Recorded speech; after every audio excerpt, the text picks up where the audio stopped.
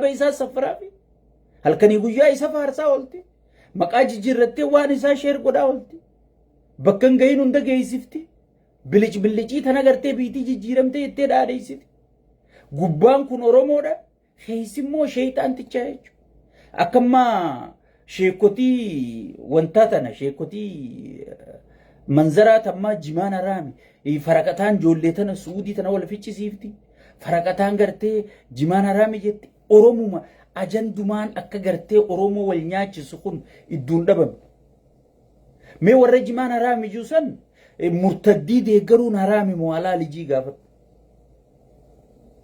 abiyyi isaan halkanii guyyaa salfii dura dhaabbatanii sagadanii du'aa godhaniif kun murtaddiidha jechuudha. Murtaddii deeggaruun haraami moo halaalijii gaafatu. Nama dhiiga namaa gannaqeef du'aa godhuun haraami moo halaalijii gaafatu. Nama jeesu nama ajjeesin jettee gartee dura dhaabbachuun suwaaba moo sunnaadha jii gaafatu. Hin beekanii jechuudha. Qushaashni gartee imaamata maratti akka waan sheekaa fakkeessite sheekotiin manzara guyyaa dheeraa hiltan ooltii jechuudha. Hudduu beera gartee kanaa laaltee gartee maasha Allah jettee areeda harkisaa ooltii jechuudha. Areeda korbeeyyiinuu qabdu tan. Waan akkanaati isa bira sheekotiin waan akkanaati ta'an gorra dhufte. Sheeyni aadaa beeku, shari'aa beeku, safuu beeku. Sigale Quraanaa fi hadiisa rabbii kana dhugaan gangalchu muka jalaa beelaan gangalataa jira jechuudha.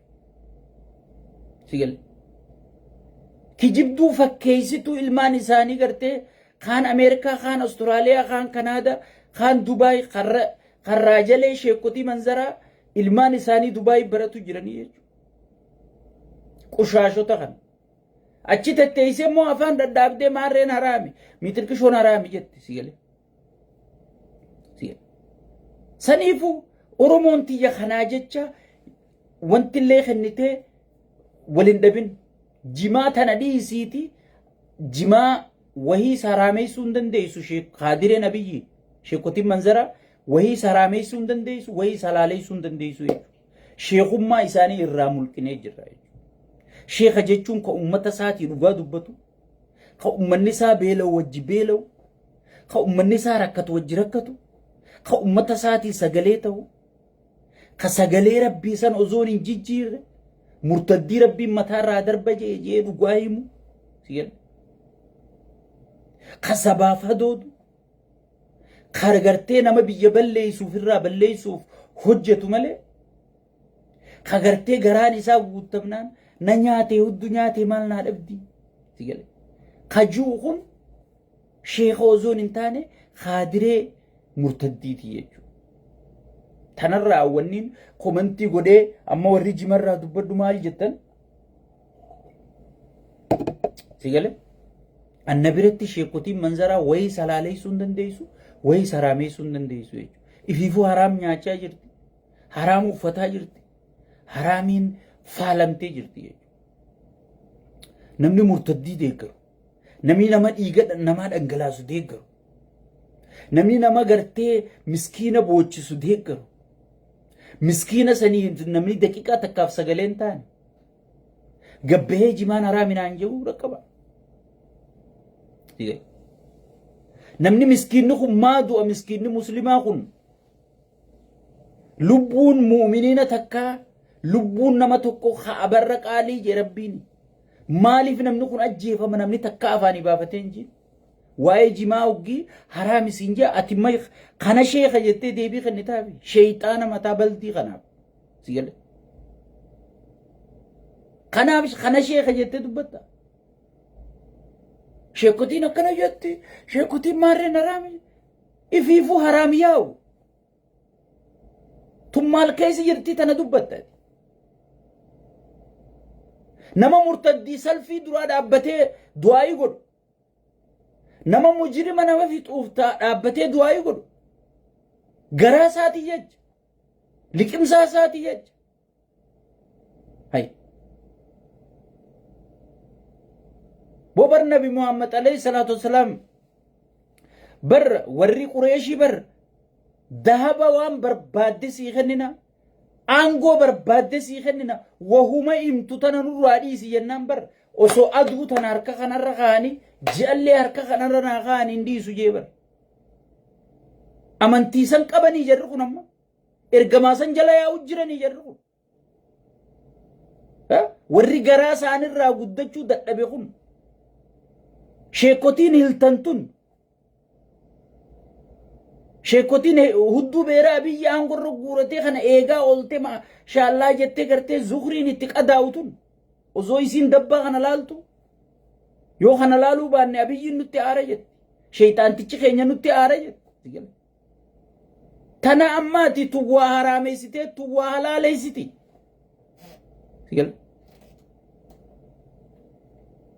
tuwara meesite tuwala lesiti akkuma abbaa gadaa abbaa hudduu jennee dhiifnetti abbaa durgoo jennee dhiifnetti sheekotii khaadiree sigalee khaadireen qushaashni maqaa sheekaatiin daldaltu sigalee qushaashni tun gartee ummata bakka hajji jetteeti bar ummata irraa maallaqa fuutee ummata folloysuu jirti bar ummanni arra hajjii kuma 700 fi afurtam eenyu baasee dhaqamee naayim mee eenyu baasee dhaqa isaan maallaqa kana fuudhaniiti sheeyxaanticha isaanii kennanii sheeyxaantichi durooyin bitee ilmaan muslima irratti darbaa jechuudha wallagga keessaa namni buqqa'e ilmaan muslimaati takka gabbaatee sagalee taate jimma keessaa namni rakkachuu jiru ilmaan muslimaati takka gabbaatee sagalee taate arsii keessatti sheekha imaama masgiidaa guddaa ajjeesanii akka namni tokkochiin fuune waraabeessa nyaachisan sheekotiin har'a gartee maarreen haraami miitirkishoon haraami jettu tun takka gabbaatee sheekha sanii sagalee taate maaliif sheeni sun sheekha dhugaatii jechuudha sheekha akka ergamaa keenya irratti quraanni bu'ee fi hadiisa ergamaa keenya sirritti ozoon itti ni daane ozoon irraa hin hirrifne oofuu jechuudha sheekha garaan hin binne jechuudha sheekha dhugaa kaniinaan gartee ummata isaatii wajji beeltii kan galchuu jirti siin juusanii jechuudha amma tanaa jimaa halaalchee jimaa haraameessa tanaa jimaa haraalchee jimaa haraameessa meenaayim jimisi haa godhu meeta tanaaf deebii kennitanii mee rabbi sodaadhu namoota garii keenya faaniin ajaa'iba as keessa jirtanii na laaluu jirtanii keessaan na dhuftanii jimaan akkana ta'e maarreen akkana ta'e hay kanneen warra qaallicha sheeyxaanticha kanaa wajji walii galee akka jimaan harargeen gurgurame akka ummanni harargee hiyyoom akka ummanni harargee lafarraa dhumu hararge ummata harargee jan tokkootu as ture jedhanii seenaadhaaf xiqqoo booda akka nu himan sheeyxaantichaa wajji dalagu jiru jechuudha sigal sheekotii manzararraa shee amiini biroo kan ati jetturraa eegali sigal sheekotii ganda birootti quban qabin isarraa eegali cufti sheekotii manzaraa sheekummaan isii ummata miskiina bakka buutu jechuudha sheekummaan isii eenyu bakka buuti abbaa aangoo abbaa maallaqaa abbaa durgoo kafaluu danda'u abbaa xayyaaraan isaan oofuu danda'u abbaa xayyaaraan gartee hajjii isaan geessu umraa isaan geessisiisuu danda'u kana bakka bu'anii jechuudha kun maal si halaaleysa maal si haraameessa naan ifiifuu haraam deemu mee haraam deemurraa halaalii fi haraamatti eeggattu maali mee naan keessaan dhufanii sheekha sagalee nuu ta'e akkana jaanii mitirkish arraaraan sitti me'an akka jimaa gartee walii galanii sirratti hojjechuu jiran akka ummata harargee dhabamsiisuu deemu qaallichi diinni harargee guddaan sheeyxaanticha daafloos kana jee arraaraan sitti me kana jee arraaraan sitti me kana ol mee isinittiin diree uffisamoo mee maaliin godhanaa hime mee naa hime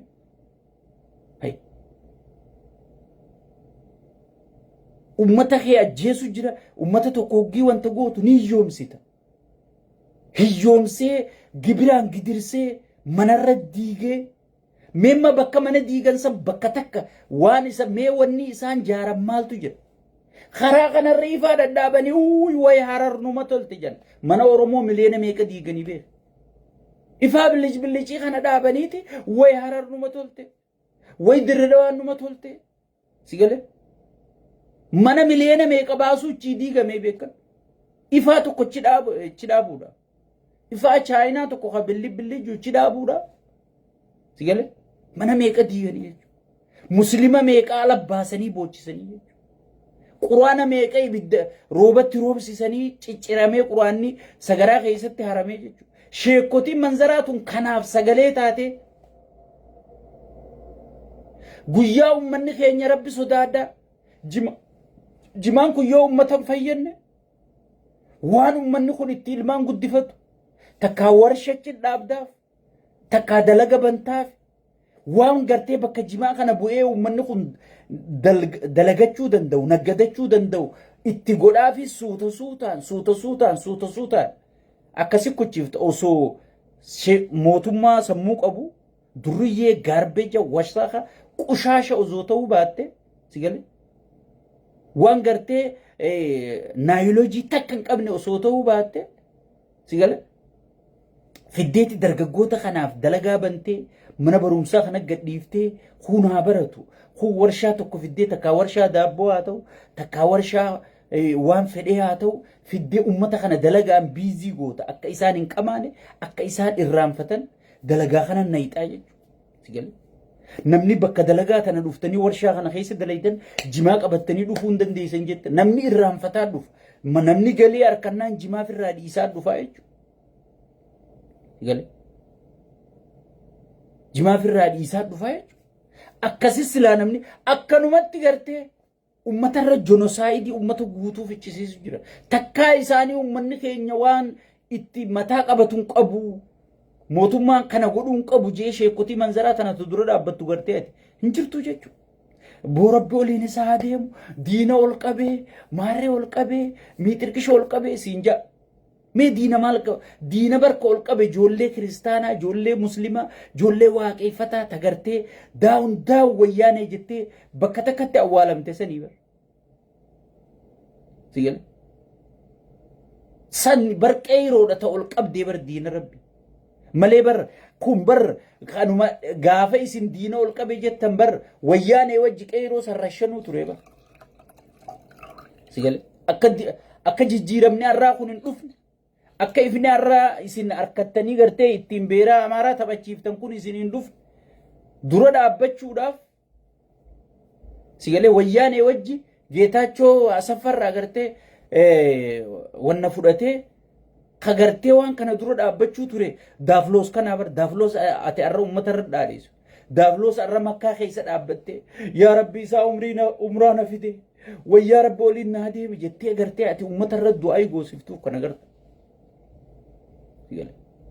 Kun bara akka jijjiiramni kun hin dhufneef jijjiiramaa dhiibatee gartee harkaa dhufe malee akka dhufneef dura dhaabbatee qeeroo rashansiisaa ture isaa Lammaa Magarsaati hundi isaanii dhiibatee harkaa dhufe malee sigale warra bar rashansiisaa ture bar taayyee irra hidhame kana fa'aa barka jijjiirama kana gaafas illee mana dukkanaa keessa hidhaa jira bar taayyee gaafa qeeroon inni uume ala kanaa barooddu inni mana dukkanaa taayyee fa'aa bar ka jijjiirama irraa ati ittiin bashannantu ittiin hiltan ooltu kana ittiin tikeeta sii muranii muhaadaraa deemtu kana ittiin tikeeta sii muranii umraa gartee nuti tara takkaa godhuu dadhabne marra dhibba gootu kana sigale taayyee fa'aa barka hidhamee fide arra silaa isa fa'aaf sagalee taataa bar jimaan haraamii maarreen haraamii dhiifte